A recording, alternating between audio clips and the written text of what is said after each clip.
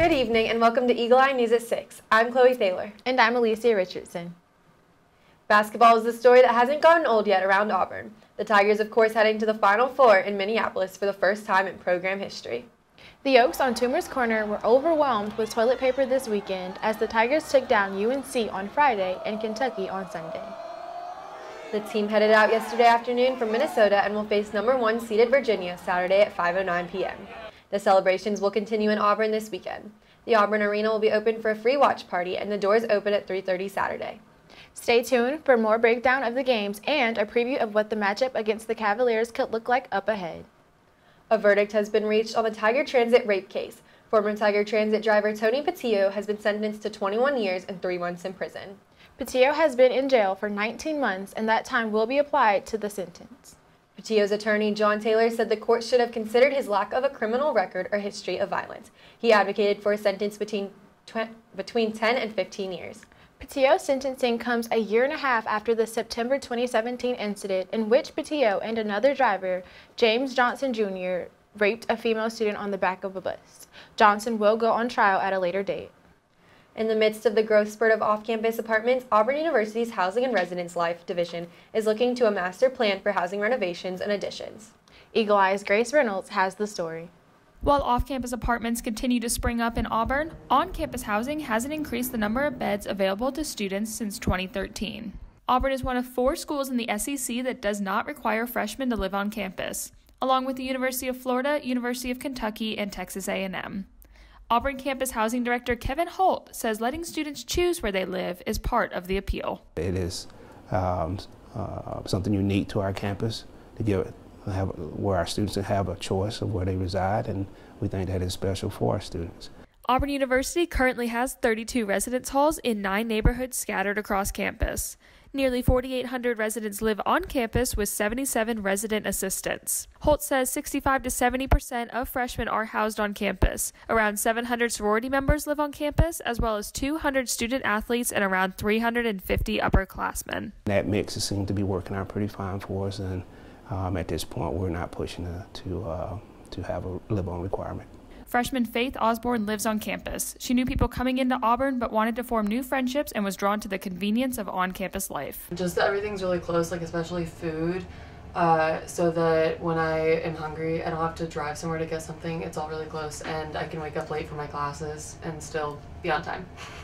Now, it's not that all freshmen want to live here on campus. Some students even say they prefer the freedom that comes with living off campus in their own apartments or homes. Honestly, I've liked the flexibility because it's really convenient. I can just walk down a flight of stairs and my car's right there. But I know people who live on campus have to walk a mile to get to your car, and it's good to just be able to go when you want to go. Turner also said by living off campus, she was able to have a taste of home. I chose to live off campus because my older sister was already living off campus, so it just made a lot of sense for our family. But actually I ended up liking it better because I have my own kitchen and my own laundry and stuff like that. It just makes it really convenient. Off-campus housing is also historically cheaper than the residence halls. Auburn residence halls range from $6,120 to $11,810 for a double room. Those rates are right down the middle cost-wise in the SEC. University of Georgia has the cheapest rates at an average of $10,270 per year, while Vanderbilt University has the most expensive in the SEC at an average of $15,878 per year. It's definitely a lot. So, it's going to help my parents out, me not living on campus, I think, yeah. We are in the process of developing our housing master plan, which facilities is a major part of that. We understand that due to student satisfaction, some deferred maintenance, some perception quality, that we are requesting to replace the beds in the Hill and Cambridge residence halls. Despite improvements to housing coming soon, Osborne says she is still ready to live in a place that feels a little more homey. I'm kind of ready to be able to put all my stuff in one place for 3 years and not have to move it in and out every summer. I'm already stressed out about having to move all my stuff out, honestly. In Auburn, Grace Reynolds, Eagle Eye TV. Holt says housing changes could be seen in the next 2 to 5 years. And after the break, a look at men's basketball as they head into the Final Four. You're watching Eagle Eye TV, Auburn's news leader. Get it.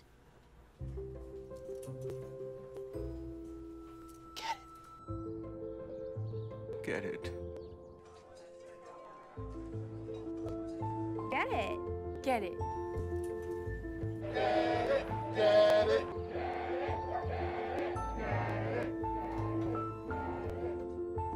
Is she gonna get it, Daddy? She'll get it. Get it. Get it.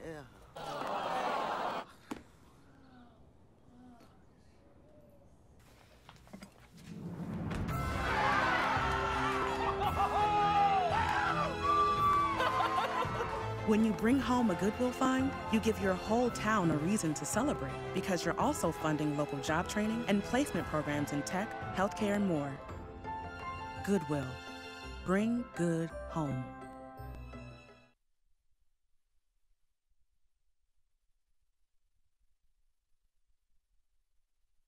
Home fire drills give your family a plan of action. In a home fire, you may have less than 2 minutes to get out. So when you drill, show everyone 2 ways out of the house, pick a safe meeting spot, and get there in under 2 minutes. Then practice home fire drills at least twice a year. You can even make them fun. So everyone knows the sound and exactly what to do when they hear a smoke alarm. Go to ready.gov/fire drill and learn how to prepare your family for home fires.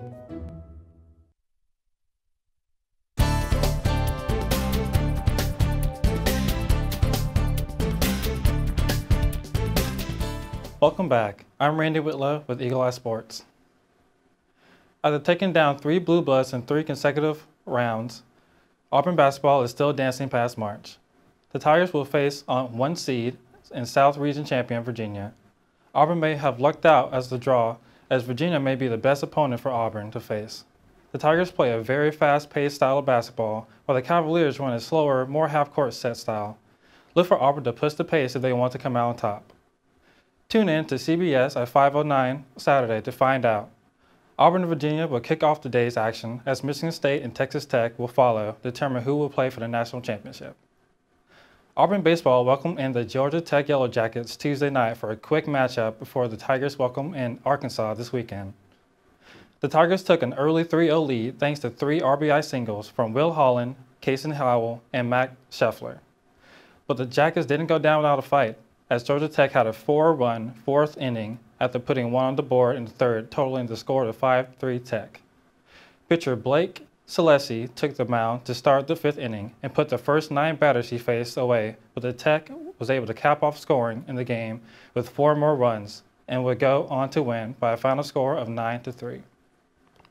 Auburn isn't winning championships in just basketball when it comes to this time of year. The #1 Auburn equestrian team went on to a conference championship this weekend. The Tigers took down Texas A&M by a score of 11-6 to clinch the program's 2nd conference championship. The win moved the Tigers to 15-0 on the season and now have their sights set on the national championship, looking to do what they did last year. Ashton Alexander and Caitlin Boyle were named to the SEC All-Championship team for their performances, flat and fences respectively. After the break, the man behind the song that has swept the Auburn family. You're watching Eagle Eye TV, Auburn's news leader.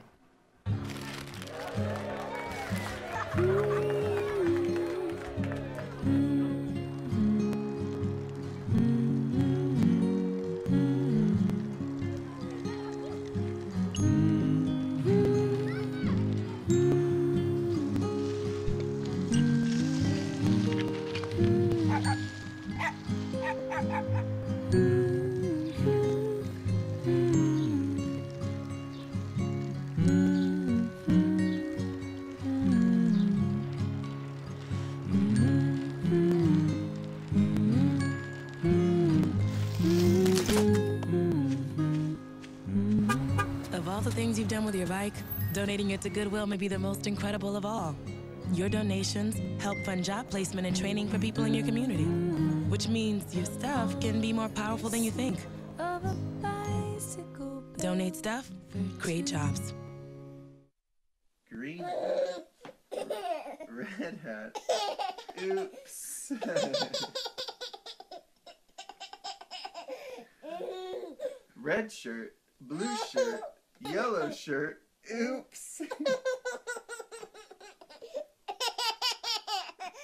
Yellow pants, red pants, green pants.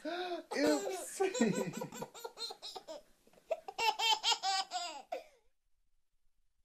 I see you mobbing over her. Let's go.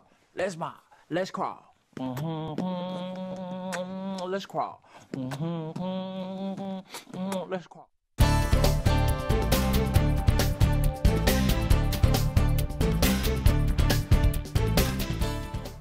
Plants, animals, and food filled the campus green space last week for the annual Beyond the Farm event.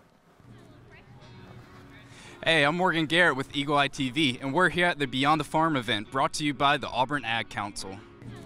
Eagle Eye TV met with Emily Stone to learn more about the event. I'm actually the president of Auburn's Student Council for the College of Agriculture. And we're sponsoring this event along with Campus Dining and the Office of Sustainability.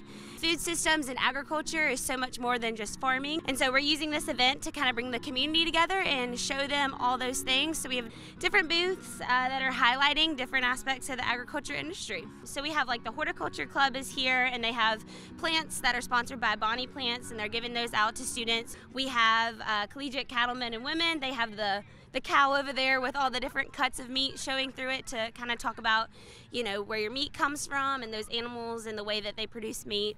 We also have Tiger Dining with a bunch of different food booths. Agriculture really isn't some faraway thing that doesn't affect you. It affects every single person alive. Every person eats, every person wears clothes, and that's a product of agriculture.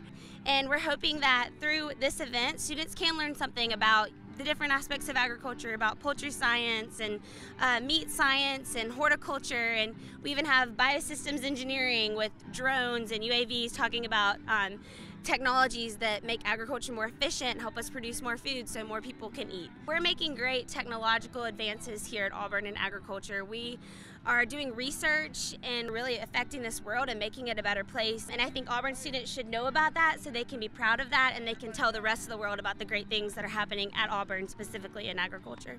Beyond the Farm is part of the Auburn University College of Agriculture's Ag Week, held each year to teach students about the importance of agriculture. Cater Lawn was rocking last week as Zoe Valpelt and the band Camino took the stage at the Concert on Cater event.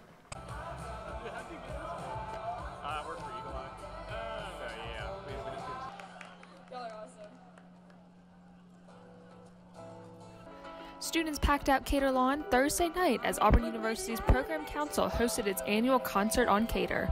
UPC turned Cater Lawn into a concert venue, complete with food, free Steel City Pops, and even a relaxed place to enjoy the night and read a book. The UPC's Marielle Farmer and Haley Todd weighed in on the night's success. This is definitely our biggest event that we've had this year so far. We had Purdue Coffee Jam earlier in the year. We had a smaller turnout then. So this one was crazy. I think we had almost 1,000. Yeah. And for this one, we were all pretty clear on wanting the big It was clear why the band Camino was the UPC's first choice, as the band had Auburn students singing along to nearly every song.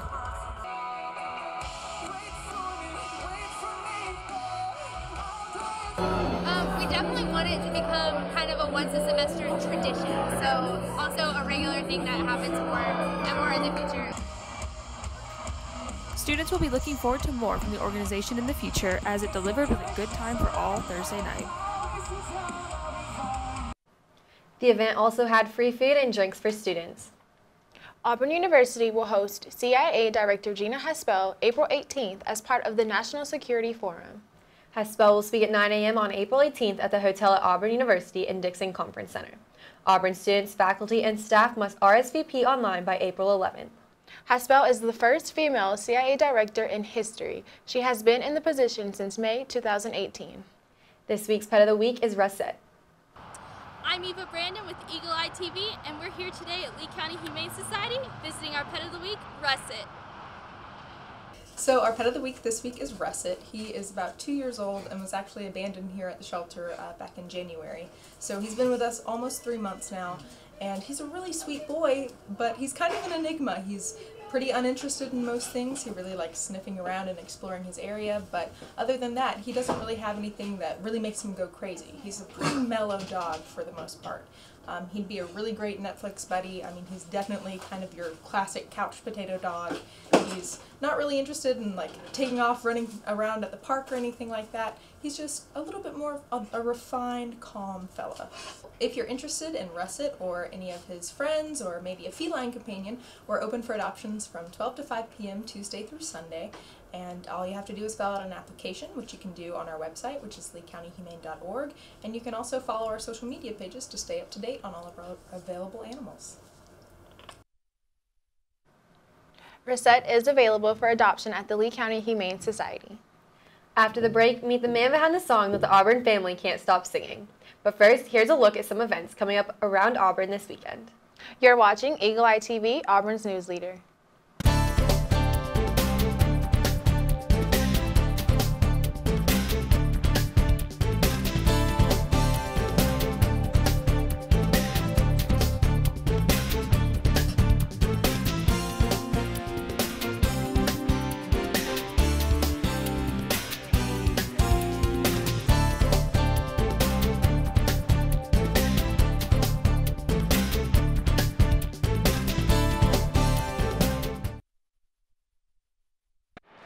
It's my job to pay attention to the game, and I take my job seriously. While I'm busy watching the game, I need your help keeping an eye on the stands. If you see something that doesn't look quite right, tell a law enforcement official. We all play an important role in protecting our communities, and you can help. If you see something suspicious, say something to local authorities.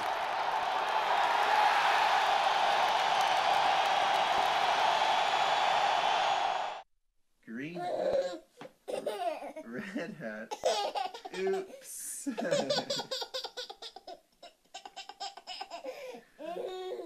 Red shirt, blue shirt, yellow shirt, oops. Yellow pants, red pants, green pants, oops.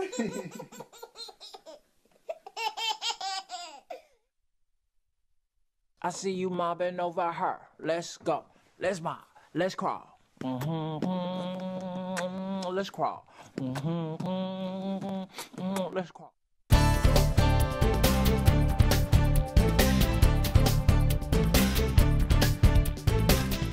The song that has been making waves the past couple weeks as Auburn has advanced in the NCAA tournament has students humming around campus and even t-shirts being made with the lyrics.